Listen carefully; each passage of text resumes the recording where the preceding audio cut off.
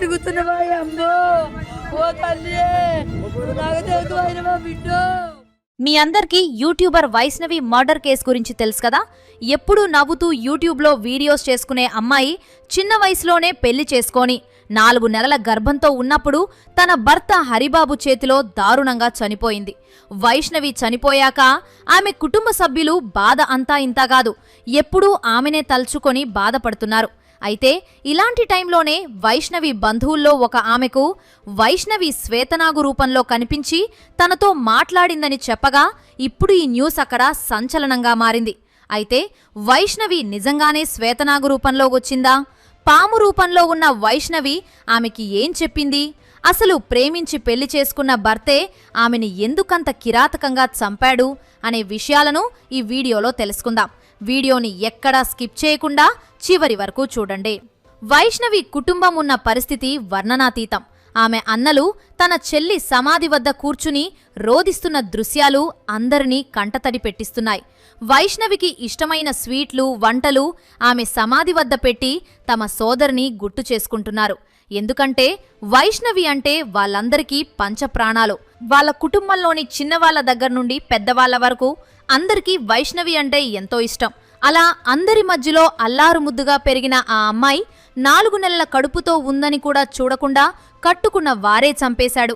అయితే వైష్ణవి చనిపోయిన తర్వాత తన కుటుంబ సభ్యుల కలలోకి వస్తోందని, వైష్ణవి ఒక శ్వేతనాగు రూపంలో కనిపిస్తోందని, నేను ఇక్కడే ఉన్నాను అని చెప్తోందని కొంతమంది చెబుతున్నారు. అలాగే ఆమె తన కడుపు దగ్గర 2 చేతులు పెట్టుకొని నన్ను కాపాడు, నా బిడ్డను కాపాడు అని అడుగుతున్నట్టు కూడా కలలు వస్తున్నాయని వారు ఏడుస్తున్నారు.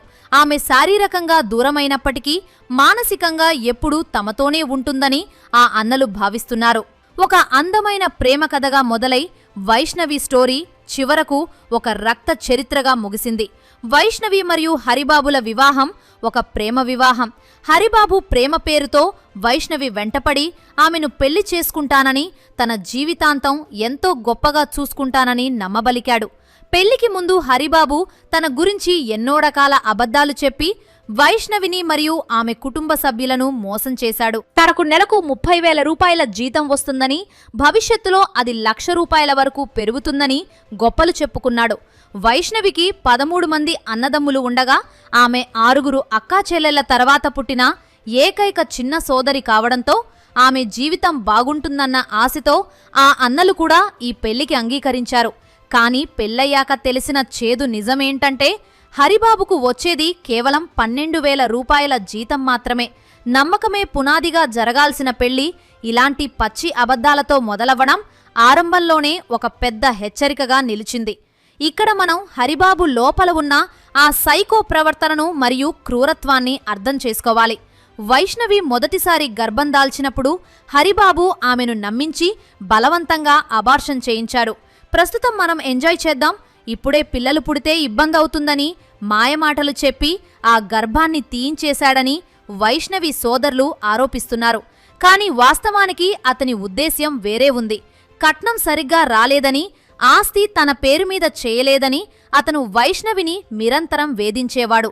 వైష్ణవి తల్లిదండ్రులు ఇప్పటికే 5 లక్షల నగదుతో పాటు 4 గుంటల భూమిని కట్నంగా ఇచ్చారు. అయినా సరే హరిబాబుకు ఆశ చావలేదు. తనకు వారసత్వంగా వచ్చిన ఇంటిని అమ్మేసి వైష్ణవికిచ్చిన స్థలంలో ఇల్లు కట్టుకోవాలని, ఆ ఆస్తిపై తనకే పూర్తి అధికారం ఉండాలని అతను ప్రతిరోజు గొడవపడేవాడు. ఒక మనిషి ఆశకు హద్దులు లేకుండా పోతే అది ఎంతటి దారుణాలకు దారితీస్తుందో ఇక్కడ స్పష్టంగా కనిపిస్తోంది. యూట్యూబ్లో ఎంతో సందడిగా చిరునవ్వుతో కనిపించే వైష్ణవి వీడియోల గురించి కూడా హరిబాబు రకరకాల మాటలు చెబుతున్నాడు. మొదట పోలీసులకు ఇచ్చిన స్టేట్మెంట్లో వైష్ణవి వీడియోలు చేయడం ఇష్టం లేకనే ఆమెను చంపానని చెప్పాడు. కానీ వైష్ణవి అన్నలు చెబుతున్న కథ ప్రకారం అసలు వైష్ణవికి వీడియోలు చేయాలనే ఆసక్తి ఉండేది కాదు. హరిబాబే తన ఆర్థిక అవసరాల కోసం ఆమెతో బలవంతంగా వీడియోలు తీయించేవాడు. వైష్ణవికి తన మొదటి జీతం 8,000 రూపాయలు వచ్చినప్పుడు హరిబాబు అందరికీ దావత్ కూడా ఇచ్చాడని ఆమె కుటుంబ సభ్యులు గుర్తు చేస్తున్నారు. డబ్బులు వస్తున్నప్పుడు లేని అభ్యంతరం ఇప్పుడు ఎందుకు వచ్చిందని వారు ప్రశ్నిస్తున్నారు. ఇది కేవలం పోలీసులను మరియు సమాజాన్ని తప్పుదారి పట్టించడానికి హరిబాబు ఆడుతున్న ఒక పెద్ద నాటకమని మనం అర్థం చేసుకోవాలి. ఇక ఆ దారుణమైన హత్య జరిగిన రాత్రి అసలు ఏం జరిగిందో వింటే ఎవరికైనా ఒళ్ళు గగురు పొడుస్తుంది. హరిబాబు ఒకప్పుడు ఆసుపత్రిలో కాంపౌండర్గా పనిచేయడం వల్ల అతనికి మత్తుమందుల గురించి పూర్తి అవగాహన ఉంది. వైష్ణవి గట్టిగా అరవకుండా ఉండటానికి ఆమెకు ముందుగానే మత్తు ఇంజెక్షన్ ఇచ్చి ఉండవచ్చని పోలీసుల విచారణలో అనుమానాలు వ్యక్తమవుతున్నాయి. అందుకే పక్క గదిలో ఉన్న వైష్ణవి తల్లిదండ్రులకు ఎటువంటి శబ్దాలు వినిపించలేదులేదు. గాఢ నిద్రలో ఉన్న వైష్ణవి ముఖంపై దిండుతో బలంగా అదిమిపట్టి ఆమె ఊపిరి ఆడకుండా చేశాడు. ఆ తర్వాత ఒక పదునైన కత్తితో ఆమె శరీరంపై విచక్షణారహితంగా దాడి చేశాడు. ఆమె తలను గోడకు ఎంత బలంగా కొట్టాడంటే అక్కడి టైల్స్ కూడా పగిలిపోయాయి. ఒక మనిషిలో ఇంతటి పైశాచికత్వం ఎలా నిండుతుందో ఊహించడం కూడా కష్టమే. ఆ క్షణంలో వైష్ణవి తన ప్రాణాల కోసం, తన కడుపులో ఎదుగుతున్న ఆ 4 నెలల చిన్న ప్రాణం కోసం ఎంతగా విలవిలలాడి ఉంటుందో కదా. నన్ను చంపినా పర్వాలేదు, కానీ నా కడుపులో ఉన్న బిడ్డను వదిలేయ్, నేను మా అన్నల దగ్గరికి వెళ్ళిపోతాను అని ఆమె ప్రాధేయపడినా ఆ రాక్షసుడికి మనసు పరగలేదు. హత్య చేసిన తర్వాత ఏమీ తెలియనట్లుగా అక్కడ్నుండి పరారయ్యాడు. మరుసటి రోజు ఉదయం వైష్ణవి తల్లి గదిలోకి వెళ్లి చూసేసరికి రక్తపు మరుగులో పడి ఉన్న తన కూతుర్ని చూసి గుండె పగిలేలా రోదించింది. 6 అక్కాచెల్లెళ్ల తర్వాత 13 మంది అన్నల మధ్య అల్లారుముద్దుగా పెరిగిన ఆ ఏకైక సోదరిని అలా చూసి ఆ కుటుంబం మొత్తం కుప్పకూలిపోయింది. పోలీసుల విచారణలో మరో సంచలన విషయం బయటకు వచ్చింది. మొదట ఇది కేవలం హరిబాబు చేసిన హత్య అని అందరూ అనుకున్నారు. కానీ దీని వెనుక అతని కుటుంబ సభ్యుల హస్తం కూడా ఉందని తేలింది. హరిబాబు తల్లి లక్ష్మి మరియు అతని 2 అన్నదమ్ములు ఆనంద్, అశోకుల ప్రేరేపణతోనే హరిబాబు ఈ దారుణానికి ఒడిగట్టాడని ఆధారాలు లభించాయి. హరిబాబు తల్లి తన 2 కొడుకులకు లక్షల రూపాయల కట్నం వచ్చిందని, కానీ 3వ కొడుకైన హరిబాబుకు తక్కువ కట్నం వచ్చిందనే అక్కసుతో అతన్ని నిరంతరం ఉసిగొలిపేది.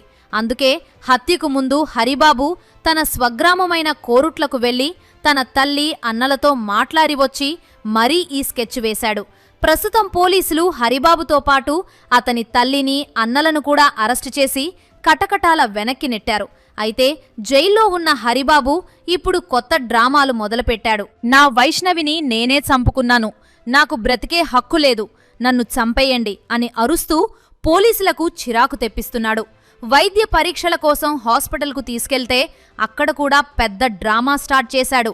నాకు ట్రీట్మెంట్ చెయ్యొద్దు, బయటికి వెళ్తే వైష్ణవి అన్నలు నన్ను చంపేస్తారు, నన్నిక్కడే చంపేయండి అంటూ పిచ్చి పట్టినట్టు ప్రవర్తిస్తున్నాడు. కానీ ఈ విషయం తెలిసినవారు హరిబాబు కేవలం ఒక హంతకుడు మాత్రమే కాదు, పెద్ద మోసగారు అని అంటున్నారు. చచ్చిపోతానని బెదిరించి వైష్ణవిని పెళ్లి చేసుకున్నవాడు ఇప్పుడు చట్టం నుండి తప్పించుకోవడానికి మళ్ళీ అదే నాటకాన్ని ఆడుతున్నాడని వారు మండిపడుతున్నారు. ముగింపుగా చూస్తే వైష్ణవి హత్య కేసు మానవ సంబంధాల్లోని అగాధాన్ని మరియు వరకట్నం అనే భూతం ఇంకా మన సమాజంలో ఎంత బలంగా ఉందో మనకు చూపిస్తోంది.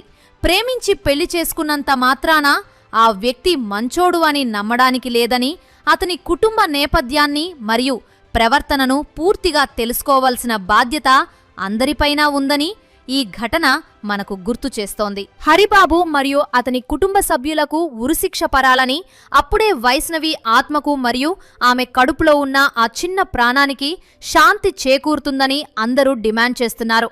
సో ఇది ఫ్రెండ్స్, ఈ వీడియోపై మీ అభిప్రాయాన్ని కామెంట్స్లో తెలియజేసి ఇలాంటి మరెన్నో ఇంట్రెస్టింగ్ వీడియోస్ కోసం మా ఛానల్ని సబ్స్క్రైబ్ చేసుకోండి.